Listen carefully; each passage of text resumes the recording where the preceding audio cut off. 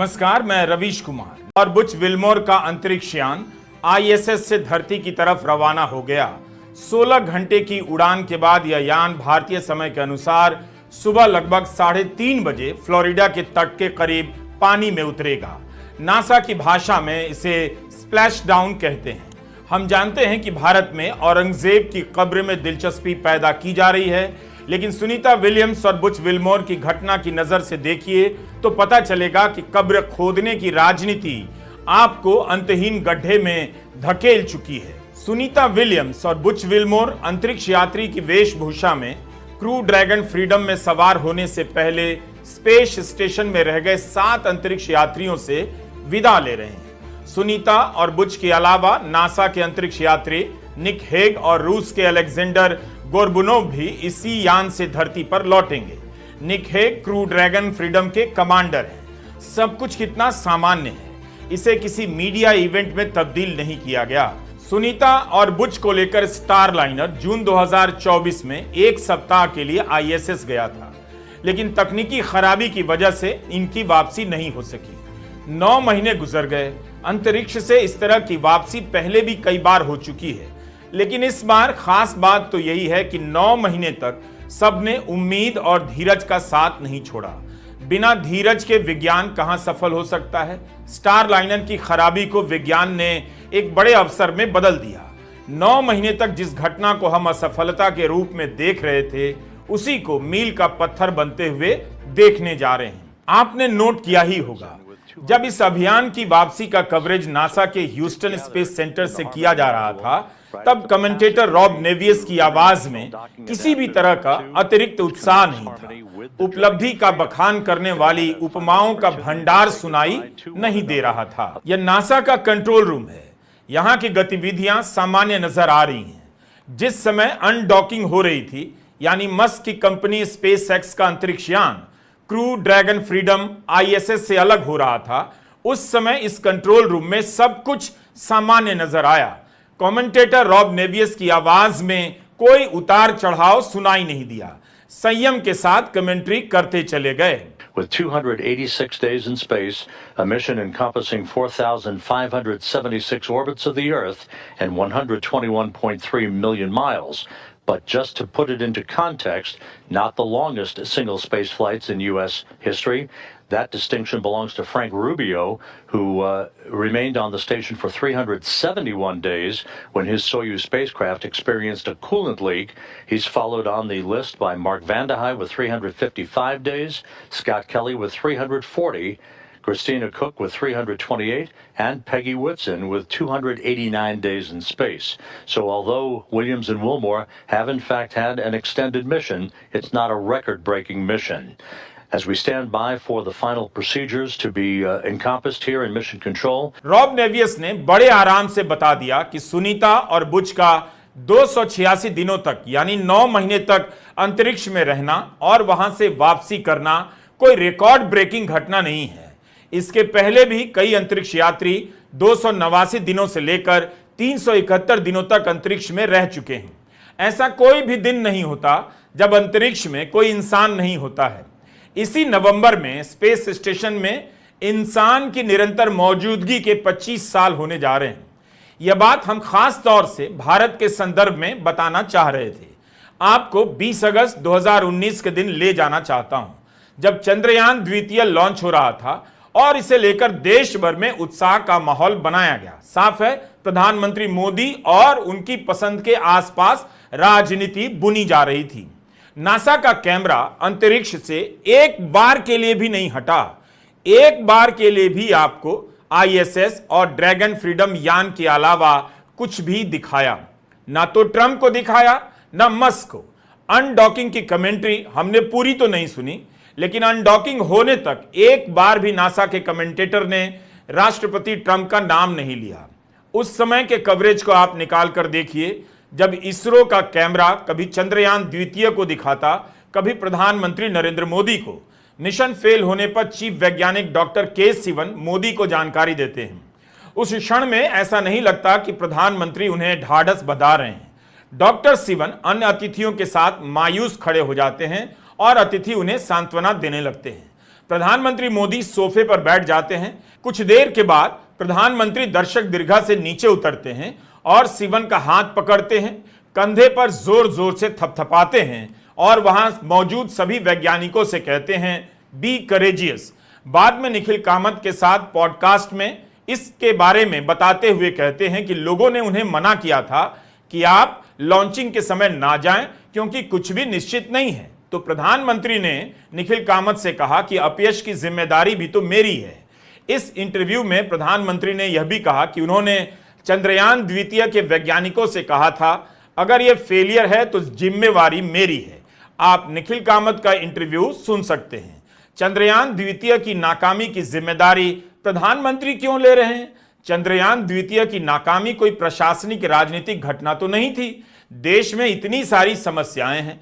कभी आपने सुना कि लाखों करोड़ों रुपए लोगों के शेयर बाजार में डूब गए और प्रधानमंत्री मोदी कहने आ गए ये मेरी जिम्मेदारी है क्योंकि मैंने ही कहा था कि 4 जून 2024 के बाद शेयर बाजार ऊपर भागेगा, उसमें जो पैसा लगाएगा मुनाफा कमाएगा। तो जहां तक जिम्मेदारी लेनी चाहिए वहां तो नजर नहीं आते। मणिपुर की घटना की जिम्मेदारी नहीं लेते, वहां लगातार नाकामी की जिम्मेदारी नहीं लेते, लेकिन चंद्रयान द्वितीय के समय की जिम्मेदारी ले रहे हैं। जब चंद्रयान तृतीय लॉन्च होने वाला था उस समय प्रधानमंत्री मोदी दक्षिण अफ्रीका में थे। ब्रिक्स का सम्मेलन हो रहा था, वहां से उन्होंने वीडियो कॉन्फ्रेंसिंग के जरिए लॉन्चिंग में हिस्सा लिया। उस समय भी इसरो का कैमरा आधी स्क्रीन पर चंद्रयान तृतीय और आधी स्क्रीन पर प्रधानमंत्री मोदी का चेहरा दिखा रहा था। कमेंट्री में बताया जा रहा था कि प्रधानमंत्री मोदी चंद्रयान तृतीय को लगातार देख रहे हैं।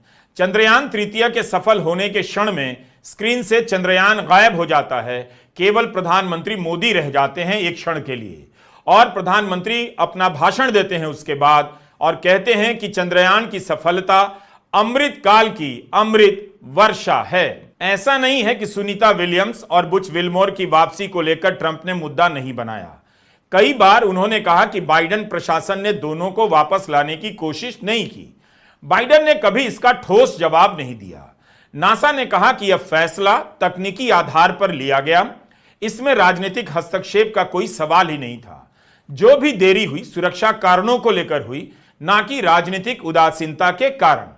अगस्त 2024 में ही मस्क के स्पेसएक्स के साथ वापसी की यह योजना तैयार कर ली गई थी और तब तो चुनाव भी नहीं हुए थे, लेकिन ट्रंप लगातार बाइडेन पर हमला करते रहे और कहते रहे कि सुनीता विलियम्स और बुच विल्मर को लावारिस छोड़ दिया गया। लेकिन दोनों अंतरिक्ष यात्रियों ने इस बात को सिरे से नकार दिया। बुच विल्मोर का ही बयान है कि उन्हें कभी नहीं लगा कि अकेला छोड़ दिया गया है। उन्होंने एक एक पल का सदुपयोग किया, कभी भी हताशा नहीं हुई, हमेशा सकारात्मक सोच के साथ काम करते रहे। CNN के एंडरसन कूपर से विल्मोर ने कहा कि हमें छोड़ नहीं दिया गया था, हमें लगा नहीं कि यहां फंस गए हैं या कहीं भटक गए हैं। हम समझते हैं कि दूसरे ऐसा क्यों सोचते हैं। तो अंतरिक्ष यात्रियों ने साफ साफ कह दिया कि उन्हें लगा नहीं कि अकेला छोड़ दिया गया है, लेकिन वे यह भी समझते हैं कि किस इरादे से ऐसा कहा जा रहा है। राष्ट्रपति ट्रंप और उनके करीबी स्पेसएक्स के CEO इलॉन मस्क ने बिना किसी सबूत के पूर्व राष्ट्रपति जो बाइडेन को अंतरिक्ष यात्रियों की स्थिति के लिए दोषी ठहरा दिया। सुनीता विलियम्स चाहती तो रोना धोना कर सकती थी कि उन्हें यूं ही छोड़ दिया गया। अब ट्रंप जी आए हैं तो बड़ी कृपा हो रही है और धरती पर लौट रही हैं। बल्कि जब अंतरिक्ष स्टेशन से प्रेस कॉन्फ्रेंस कर रही थी तो उनसे पूछा गया कि वापस लौटकर उन्हें अंतरिक्ष के बारे में सबसे ज्यादा किस चीज की याद आएगी।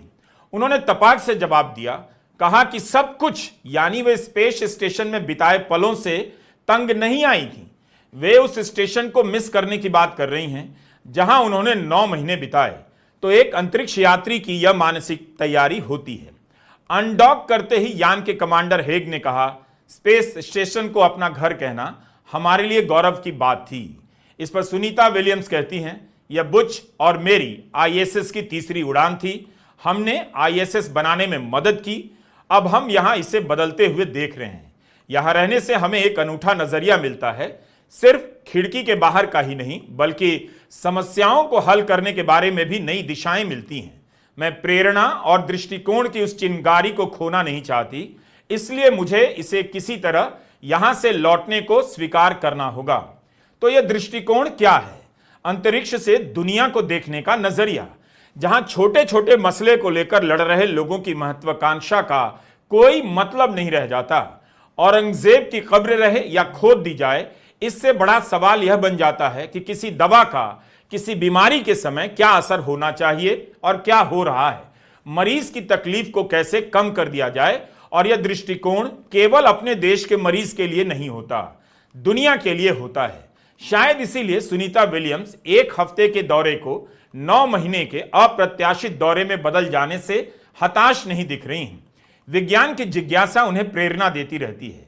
इसी प्रेस कॉन्फ्रेंस में सुनीता विलियम्स से पूछा जाता है कि इस सफर की सबसे मुश्किल बात क्या रही, तो जवाब देती हैं कि बुच और मुझसे भी ज्यादा यह हमारे परिवारों और समर्थकों के लिए एक मुश्किल समय रहा है। हम तो यहां हैं, हमारा एक मिशन है जो हमें हर रोज नियम से करना है, वो हम कर रहे हैं। इस सब के बीच हम कब वापस लौटेंगे, इस पर कुछ सफाई से ना पता होना ही मुश्किल बात रही। इस पूरे दौरे की अनिश्चितता ही इसका सबसे मुश्किल पहलू रहा है। अंतरिक्ष विज्ञान की दुनिया राष्ट्रवाद की संकुचित समझ से काफी ऊपर की चीज होती है। सुनीता विलियम्स और बुच विल्मोर को लाने 9 अंतरिक्ष यात्री गए। इसमें अमेरिका, जापान, रूस और चीनी मूल के अंतरिक्ष यात्री हैं। जैसे ही ड्रैगन फ्रीडम से अंतरिक्ष यात्री निकलकर ISS में आते हैं, मिलने मिलाने का यह दृश्य खूबसूरत हो जाता है। रूस और जापान के अंतरिक्ष यात्री अमेरिका के अंतरिक्ष यात्री से मिल रहे हैं। धरती पर इनका एक दूसरे के प्रति इतना अविश्वास है कि घड़ी घड़ी वीजा और पासपोर्ट चेक करते रहते हैं ताकि अमेरिका में रूस का कोई घुस ना आए, चीन से कोई ना आ जाए। इसलिए इस तरह के अभियान थोड़े समय के लिए ही सही हमें राजनीति को भी देखने समझने का व्यापक दृष्टिकोण देते हैं। यहां किया जाने वाला काम किसी एक देश का नहीं, मानवता का होकर रह जाता है। इनमें से 7 यात्री अब उसी ISS पर रहेंगे जिसे छोड़कर सुनीता विलियम्स और बुच विल्मोर 9 महीने के बाद धरती पर लौट रहे हैं। 286 दिनों के दौरान सुनीता विलियम्स और बुच विल्मोर ने 150 प्रयोग किए, 900 घंटे का रिसर्च किया। वापसी को तकनीकी भाषा में स्प्लैश डाउन कहते हैं। 17 घंटे की उड़ान के दौरान एक बार ही भोजन मिलेगा और उतरने से पहले कुछ समय के लिए दोनों सोएंगे। कई लोग लिख रहे हैं कि भारत अंधविश्वास में एक से एक कीर्तिमान बनाए जा रहा है और वहां अमेरिका, रूस, जापान और चीन अंतरिक्ष से लेकर विज्ञान के दूसरे मामलों में नए नए प्रयोग किए जा रहे हैं। अगर नासा की कमेंट्री से उलट आज के भारत की कमेंट्री की जाए तो वो कैसी होगी, मैंने भी कुछ कोशिश की है। यह भारत का सबसे अमीर राज्य महाराष्ट्र आप देख रहे हैं। महाराष्ट्र के मुख्यमंत्री देवेंद्र फडणवीस ने 300 साल पहले मर चुके औरंगजेब की कब्र को लेकर दे दिया है बयान, और बयान के बाद आ गया है एक और बयान। जिस मुद्दे को लेकर कल तक कोई पक्ष नहीं था, अब 2-2 पक्ष हो गए हैं और इसका असर नागपुर में दिख गया है। हिंसा और आगजनी की घटना हो गई है।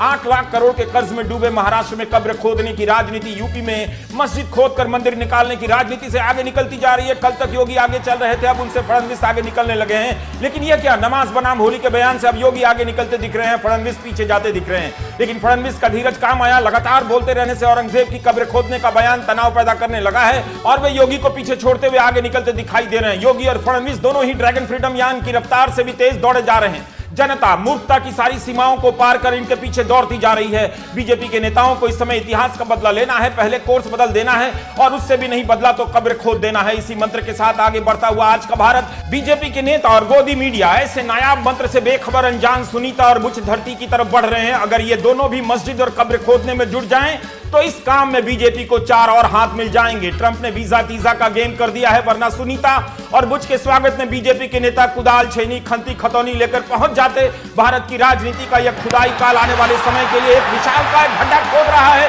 इसका नाम दिया गया है अमृतकाल का अमृत गड्ढा। इस तरह की घटनाएं और इस तरह के बयान जिनसे तनाव पैदा होते हैं, इतनी तेजी से बदल रहे हैं और आते जा रहे हैं कि अब ऐसी खबरों को इसी रफ्तार से पढ़ना पड़ेगा। महाराष्ट्र की चुनौतियां कितनी विशाल हैं।